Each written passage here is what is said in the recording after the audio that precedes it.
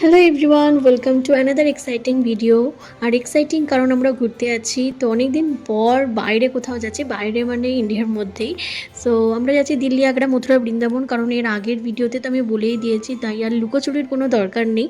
আর এখানে ব্যাগ ফ্যাগ সব প্যাক করা হয়ে গিয়েছে, আমি একেবারে রেডি হয়েই ভিডিওটা স্টার্ট করলাম। তো আমরা টোটাল 5 জন যাচ্ছি, টোটাল 5 জনের 4টে বড় লাগেজ হয়েছে। আমার একটা লাগেজ আর একটা ওয়েস্ট বার, একটা হ্যান্ড ব্যাগ হয়েছে। ওই ওয়েস্ট ব্যাগে তো সাধারণত আমার ডকুমেন্টসগুলোই আছে, আর হ্যান্ড ব্যাগে আমার কসমেটিক্সগুলো নিয়েছি।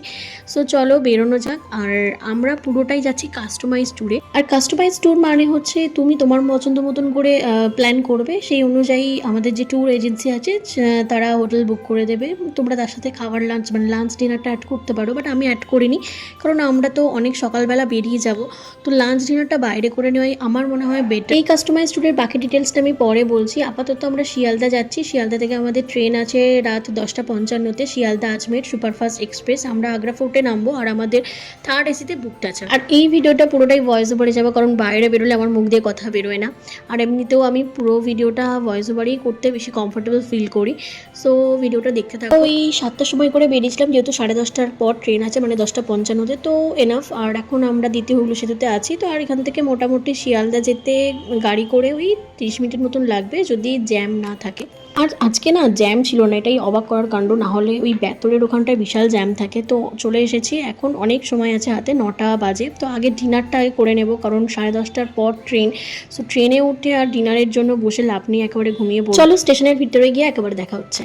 আর আমাদের সাথে না গোপুসোনাও যাচ্ছে, কারণ বৃন্দাবন যাচ্ছি বলে কথা, গোপুসোনাকে তো নিয়ে যেতেই হবে। আর ডিনারের জন্য স্টেশনের ওয়ামোমো থেকেই 99-এর দুটো প্যাকেট তুলে নিয়েছি। আমরা 5 জন আছি, দুটোতেই হয়ে যায়। ডিনার করতে করতেই 9:30টার দিক করে 13 নম্বর প্ল্যাটফর্মে আমাদের ট্রেন দিয়ে দিয়েছে। তো চলো এখন ওখানে যাওয়া যাক। এখনো ট্রেনের দরজা খোলেনি, কোথায় ক্লিনিং হচ্ছে, তাই 10টার দিক করে খুলবে। তো এখন একটু বাইরেই দাঁড়িয়ে আছি।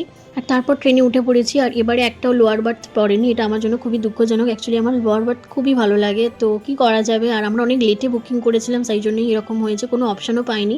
আর থার্ড এসি মানে তো বেডশিট আর কম্বল এগুলো সব দেয়, এগুলো তোমরা জানো, সেগুলো আর কিছু দেখানোর নেই। ফার্স্ট ক্লাসে তো জলের বোতল অ্যাডেড থাকে, বাট থার্ড এসিতে নেই, তাই জন্য এখন জলের বোতল কিনতে যাচ্ছি। আর ট্রেনে যাওয়া ট্রেনে আসার ব্যাপারটা আমি নিজে টিকিট বুকিং করেছি, তো এগুলো কাস্টমাইজ ট্যুরের সাথে অ্যাডেড নয়। শিয়ালদা আজমেরের এই থার্ড এসিতে আমার বুকিং হয়েছিল 1750 সামথিংয়ে, আর ফেরাতেও তাই একই সেম, আমি শিয়ালদা আজমেরেই ফিরেছি।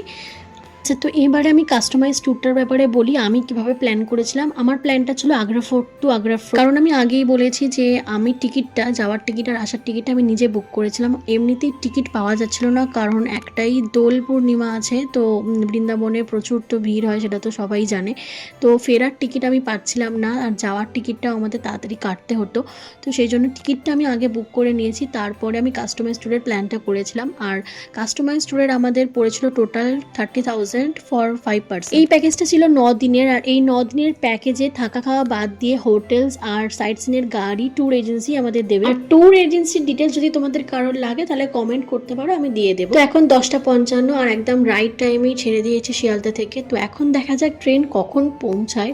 টাইম তো দেওয়া আছে সন্ধ্যে 6:30 পরের দিন, বাট দেখা যায়। ডিনার তো আমরা স্টেশনেই ওয়ামোমো থেকে করে নিয়েছিলাম। তো ট্রেনে উঠে আর কিছু করার ছিল, তাই বিছানা করে একেবারে শুয়ে পড়েছি। আর পরের দিনে সকালবেলা তোমাদের সাথে একেবারে দেখা হচ্ছে। Good morning. সো এখন আমরা কোথায় আছি ঠিক জানি না, গয়া আমরা পেরিয়ে গিয়েছি, আমি তখন ঘুমাচ্ছিলাম। এখন মোটামুটি 8:30 মতন বাজে। তো আজকে আর চা খাবো না, আমি বিস্কুট খেয়ে নিয়েছি, বাড়ি থেকে বিস্কুট এনেছিলাম। আর আমার ভাই বসে বসে এখানে গেম খেলছে। আর ট্রেন একদম রাইট টাইমেই আছে আপাতত, কোনো রকম লেট নেই। ওই 5-10 মিনিট যেমন লেট হয় সেরকমই লেট আছে। তারপর আমি টিফিনে খেয়েছিলাম এই ছোলা মাখাটা খেতে দারুণ হয়েছিল। আর আজকের লাঞ্চটা আমরা এই IRCTC সার্ভিস থেকেই নিয়েছি। তো আমরা 3টে এগ থালি অর্ডার করেছি। ঘরেতে আমরা এমনিতে 2টোর সময় লাঞ্চ করি, বাট IRCTC থেকে বলে গেলেন যে 12টার মধ্যে চলে আসবে, আর খাবার গরম থাকবে 2টোর সময় অবধি। সো দেখা যাক কি আসে, সেটা তোমাদের সাথে শেয়ার করব। খাবার দিয়ে গেছে, তার আগে দেখো এই ব্রিজটার পরে কিন্তু প্রয়াগরাজ জংশন। কিছুদিন আগে যেখানে মহাকুম্ভ হয়েছিল, কত কি ঘটনাও ঘটে গিয়েছিল। আচ্ছা, এবার মেনুটা বলি কি কি ছিল। তো প্রথমেই দেখতে পাচ্ছ ভাতের পরিমাণটা দেখে নাও। 4টে রুটি ছিল, 4টে না 2টো আমার মনে নেই। তো রুটি ছিল, আর সোনপাপড়িটা খেতে ছিল দারুণ, সোনপাপড়িটা রিকমেন্ডেড। তারপর পাতলা পাতলা ডাল আর একটা তরকারি ছিল, আর এগ থালি নিলে 2টো এগ দেবে ওরা। এবার তোমাদের আইআরসিটিসির এই লাঞ্চ নিয়ে একটা কথা বলি। আইআরসিটিসিতে ফুড নিয়েও কিন্তু স্ক্যাম হয়, যেমন আমাদের সাথেই হয়েছে। আমি এই ফার্স্ট টাইম ট্রেনে একা ট্রাভেল করছি, মানে আমি সমস্ত দায়িত্বটা নিয়ে অ্যারেঞ্জ করেছি। সো আমার কোনো জ্ঞান নেই এই বিষয়ে, আমি এই প্রথমবার। কারণ হচ্ছে আমি যার থেকে অর্ডার দিয়েছিলাম, তো উনি আমাকে বলে গিয়েছিলেন, আইআরসিটিসির লোক উনি, তো উনি বলে গিয়েছিলেন আমাকে যেন অন্য কারোর থেকে না নিই। সো আমরা জানি সেটাই, আর উনি বলে গিয়েছিলেন যে খাবার আসবে 12টার সময়। তো মাঝখান থেকে মানে ওই 10টা 10:30টার সময় করে একটা লোক এলেন। উনি আইআরসিটিসির ড্রেস পরেছিলেন, বাট উনি আইআরসিটিসির নাম লেখা গেঞ্জি মানে টি শার্ট পরেছিলেন। আর যার থেকে আমি অর্ডার করেছিলাম উনি শার্ট পরেছিলেন হাফ হাতা। সো উনি আমাকে যিনি এলেন মাঝখানে, তো উনি আমাকে এসে বললেন যে কী খাবার অর্ডার আছে লাঞ্চে। সো আমি কিছু জানি না, আমি রীতিমতো বলে দিলাম যে 3টে এগ থালি অর্ডার আছে। তো উনি লিখে নিলেন, লিখে নিয়ে বললেন যে 10:30টার মধ্যে চলে আসবে। তো আমরা বললাম যে আমরা যেহেতু 2টোর সময় লাঞ্চ করি, তো 10:30টার সময় তো এনে লাভ নেই, কারণ ঠান্ডা হয়ে যাবে খাবার। আর আমাদের তো বলা হয়েছে যে অন্য কারোর থেকে না নিতে। সো উনি বললেন যে না, ঠান্ডা হবে না, গরম থাকবে 2টো অবধি। বাট আমি তো শুনেছি যেটা, সেটাই আমি করেছিলাম। তো আমি বললাম যে যিনি অর্ডার নিয়ে গেলেন ওনাকে ডাকুন, কারণ উনি বলেছেন অন্য কারোর থেকে খাবার না নিতে।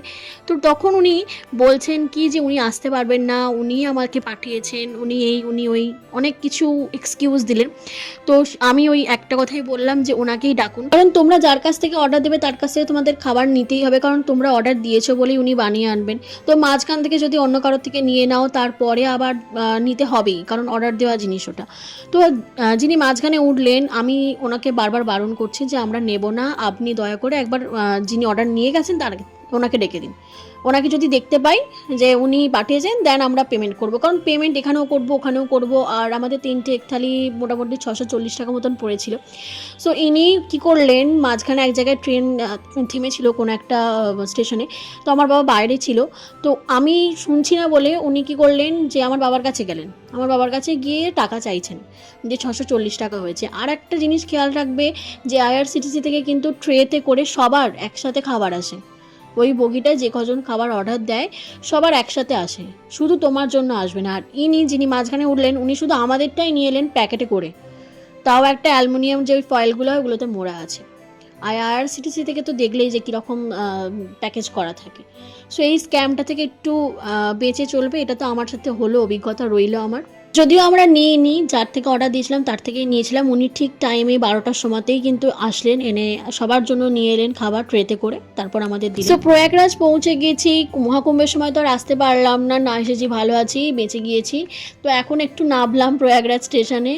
আর এরপর কানপুর থেকে আমাদের সিটটা চেঞ্জ আছে, যেহেতু অনেকটা লেটে কেটেছিলাম তাই ভায়া হয়ে যেতে হচ্ছে, মানে সিটটা চেঞ্জ করতে হবে। এখানে বগি চেঞ্জের কোনো ব্যাপার নেই, জাস্ট একই বগিতে সিটটা চেঞ্জ হবে। আর আমরা এখানে ব্যাকপ্যাক বার করে নিয়েছি। ট্রেন অনেকক্ষণ লেট আছে, প্রায় 2 ঘন্টা লেট করে। আগ্রা ফোর্টের আগের স্টেশনটায় হল ছিল না, বাট ওখানে প্রায় 1 ঘন্টা মতন দাঁড়িয়েছিল, তাই জন্যই এত লেট হয়ে গিয়েছে। আর ওই যে আগ্রা ফোর্ট দেখা যাচ্ছে, আলো জ্বলছে, তো কালকে যাচ্ছি ওখানে, খুবই এক্সাইটেড। আর আজকে আর কোথাও সাইট সিন তো নেই, আজকে জাস্ট গিয়ে হোটেলে চেক ইন করবো, রেস্ট নেবো। আর যাওয়ার নেই সেটাই বেটার, কারণ 6:30টার বদলে 8:30টায় ট্রেন নামাচ্ছে আমাদেরকে আগ্রা ফোর্টে। তো চলো একেবারে স্টেশনের বাইরে গিয়ে দেখা হচ্ছে। আর আমি আগেই বলেছিলাম আমাদের কাস্টমাইজ ট্যুর, তো গাড়ি আগে থেকেই এসে দাঁড়িয়ে আছে। আর আগ্রা ফোর্ট স্টেশনটা দেখো কত সুন্দর। আর এই যে বললাম গাড়ি এসে দাঁড়িয়ে আছে, 7 সিটার গাড়ি আমাদের। আর আমাদের হোটেল এখান থেকে মোটামুটি 5 মিনিট মতন। আর এখানকার রাস্তাঘাট কলকাতার থেকে অনেক পরিষ্কার। আমাদের কলকাতা হাওড়ার যা অবস্থা, এখানে সেরকম কিছুই নেই। ওই যে আগ্রা ফোর্ট দেখা যাচ্ছে। আর উনি আমাকে বলছিলেন আগ্রার 3টে জিনিস বিখ্যাত, আগ্রা তাজমহল, আগ্রার পেঠা যেটা আমি খেয়েছি আমার একদম ভালো লাগেনি, আর আগ্রার চামড়ার জিনিস, মানে চামড়ার জুতো, চামড়ার ব্যাগ, সব কিছু চামড়ার। তো হোটেলে পৌঁছে গিয়েছি, আর এই হোটেলেই আমরা 2 রাত থাকছি। আর আজকে তো কোথাও যাব না, আজকে একটু গিয়ে রেস্ট নেবো, যা হবে পরের দিন, মানে কালকে আমরা যাচ্ছি সাইট সিনে আগ্রার। আর ওখানে বাবা এখন চেক ইন করছে, সমস্ত সাইন ফাইন করছে। আর লবিটা দেখো গাইজ, জাস্ট ওয়াও। তো চলো চেক ইন হয়ে গিয়েছি, এবার রুমটা দেখাই। একটা ট্রিপল বেড আছে আর একটা ডাবল বেড। এই হচ্ছে আমাদের রুম। আর এই হোটেলে ট্রিপল বেড নেই, সো 2টো ডাবল বেডই নিতে হয়েছে। আর এখানে একটা বড় আয়না আছে, যেটা খুবই সুন্দর। আর আমার এইরকম একটা আয়না দরকার রিলস বানানোর জন্য। তারপর আছে সুন্দর একটা বেড, তারপরে আবার একটা বড় আয়না, 2টো আয়না আছে দুদিকে। তারপরে আছে টিভি, যেটা আমি দেখবো না। তারপরে আছে ডাস্টবিন, যেটা খুবই দরকার। ঘরেতে। তারপর এখানে একটা টেবিল দেওয়া আছে যেখানে আছে গোপু সোনা আর দুটো চেয়ার দেওয়া আছে।